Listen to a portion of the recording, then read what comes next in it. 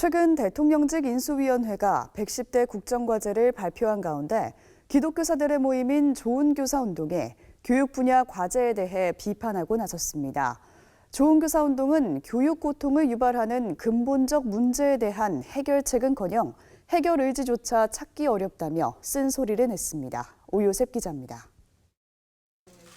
지난 3일 대통령직 인수위원회는 창의적 교육으로 미래 인재를 키워내겠다는 약속 아래 5개의 교육 분야 국정과제를 선정했습니다.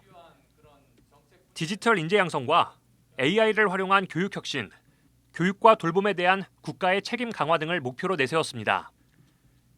하지만 기독교사 모임인 좋은교사운동은 그 내용을 면밀히 살펴보면 이 시대 학생과 학부모, 교사들이 신음하고 있는 교육 고통의 문제를 해소하려는 의지도 능력도 찾아볼 수 없었다고 평가했습니다. 대학 서열 해소와 입시 경쟁 완화, 사교육비 경감 등 교육 고통의 근본이 되는 문제 해결이 우선돼야 하는데 이에 대한 해결 대신 도리어 경쟁을 강화시킨다는 비판입니다.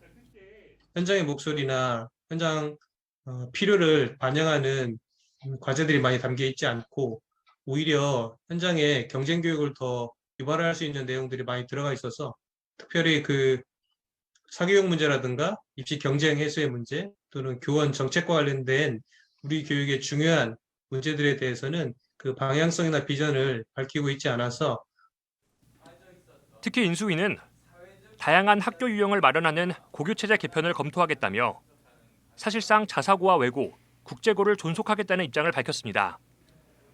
좋은교사운동은 이에 대해 미래교육과 인성교육도 모두 외면하고 오직 교육 불평등만 증폭시키는 정책이라며 다양한 학교 유형이 아닌 서열화된 고등학교 체제만을 가져올 것이라고 말했습니다. 이어 다양한 고교체제를 명분으로 자사고와 외고, 국제고를 존속시키는 것은 특권층을 위한 학교를 남겨두겠다는 의미라며 이미 이명박 정부에서 초중고 교육과정 왜곡, 경쟁교육 강화, 사교육 폭증 등을 가져온 정책을 되풀이해서는 안 된다고 강조했습니다. AI를 활용한 학습 격차 완화 정책에 대해서도 AI는 도구일 뿐 만병통치약이 아니라며 개선을 촉구했습니다.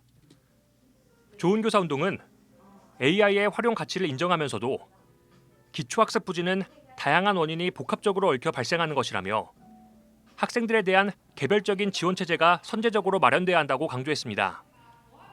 이어 AI 만능주의에서 벗어나 빈곤, 다문화, 조선가정 등 가정 환경이 열악하고 학습 장애 등 불리한 조건을 가진 아이들을 향해 보다 세심한 지원을 펼쳐야 한다고 말했습니다.